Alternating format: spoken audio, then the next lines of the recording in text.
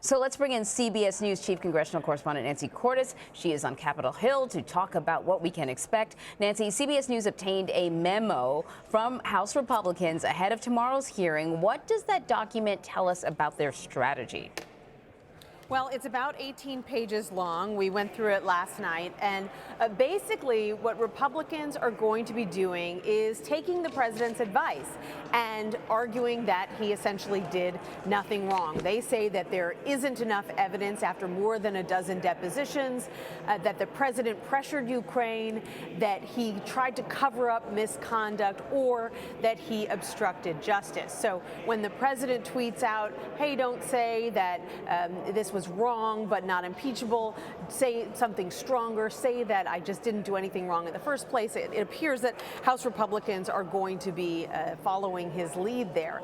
Democrats say that the evidence shows just the contrary, and that's what they're going to be trying to lay out in these initial hearings tomorrow. They're going to ask these witnesses to explain to them what they saw, what their firsthand knowledge was of the pressure that was being placed on the Ukrainian government to announce investigations into former Vice President Joe Biden and his son Hunter Biden, and what their understanding was of the pressure that was being placed on Ukraine vis-a-vis military aid. The fact that this aid was suddenly withheld over the summer, that it was not reinstated for a couple of months, that no one, not even the Pentagon, knew why it was being withheld, but that the implication being given to the Ukrainians was that the president was not going to reinstate it and would not grant the president of Ukraine a meeting until he announced these Biden investigations.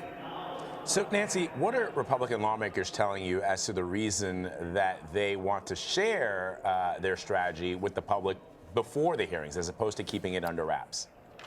Well, this is a memo that went out to all their fellow Republicans, so it's basically meant to get everybody on the same page. You know, a big frustration for Republicans throughout this process has been that they aren't getting a lot of direction from the White House about the strategy, and that the White House strategy seems to keep changing because it's really the president himself who's implementing the strategy day to day, and that therefore they're not all able to get on the same page. So this is their attempt to get everyone on the same page and say, look, here's the party line, here's what we're going with, and you know, you might all want to do the same thing. The problem is going to be that there are a lot of Republicans who are already on record as saying actually they do think that this was problematic. They do believe that the president placed undue pressure on Ukraine, but they just don't believe that it's impeachable. So it's a little bit difficult to put that genie back in the bottle. So speaking of pressure and military aid, we're learning a little bit more about a few more details about the Ukrainian military aid that was held up. It's obviously the central part of this whole inquiry. What do we know about that? Well, we got testimony from a top Pentagon official, Laura Cooper. She's the first and only Pentagon official who's testified so far. And she said that even the Pentagon was caught by surprise when the president suddenly withheld hundreds of millions in military aid this summer. I mean, this is the Pentagon now. They deal with all of this military aid. They didn't even have any idea why it was being held up. They were given vague explanations by the White House. She said immediately there were concerns within the Pentagon about how this aid could be held up legally, since Congress had already allocated the funds to be given to the Ukrainians. So she said that there was a great deal of concern about what this could mean for U.S.-Ukrainian relations and Ukraine's ability to defend itself against Russian aggression. Beyond that, she said that it was her understanding that the Ukrainians did know this summer that the aid had been held up. And that's important. It seems like a minor detail. Of course they knew that the aid was held up. But actually, what some Republicans have argued and what the White House has argued has been, look, this was an administrative process here in the United States when the aid was held up. The Ukrainians didn't even know that the money was being withheld. So how can you say that there is a quid pro quo military aid in exchange for dirt on the Bidens if the Ukrainians didn't even know about half of that quid pro quo? But what she's saying is that actually it's her understanding that the Ukrainians did know that there was some kind of freeze in this aid. And furthermore, we know from other witnesses that Gordon Sondland, the U.S. ambassador to the EU, and others told Ukrainian officials point blank, you're not going to get your aid, you're not going to get your meeting until you announce these investigations that the president wants. You know, Nancy, we referenced our brand new CBS polling that shows the country is largely split on impeachment. About 75% of people have already made up their minds. So how is this going to complicate the argument for Democrats? You're not going to move the needle, is what this polling seems to suggest.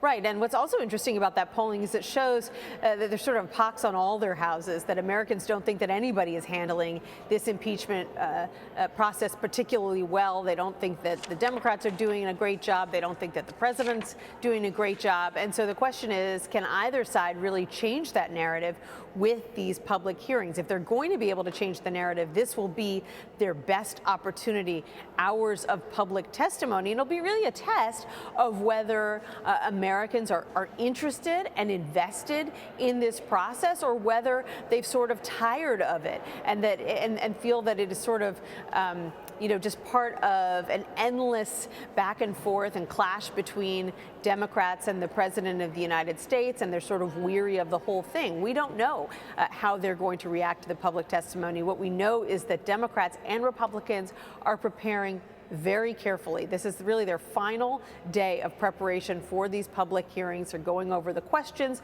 figuring out who's going to ask what. In a typical hearing, it's kind of a free-for-all. Every lawmaker just asks whatever they want to ask. That will not be the case tomorrow. Democrats in particular are really going to divvy up, okay, you ask about this aspect, you ask about that angle, because they know that this is, really a one-shot deal to try to get the American public on board. Well, regardless of the polling, tomorrow will be a day for the history books. Nancy Cordes, I know you'll be in the midst of it. Thank you as always. You're welcome. And tomorrow, CBSN will have full team coverage of the testimony from William Taylor and George Kent. Our pre-hearing coverage begins at 9 a.m. Eastern, when Vlad and I will be joined by CBS News correspondents and contributors for a full preview. We will then stream the hearings in its entirety starting at 10 a.m. Eastern. There will also be a special edition of Red and Blue at 5 p.m. Eastern with a comprehensive look at the day's events. And of course, you can follow all the latest developments on our blog at cbsnews.com/impeachment.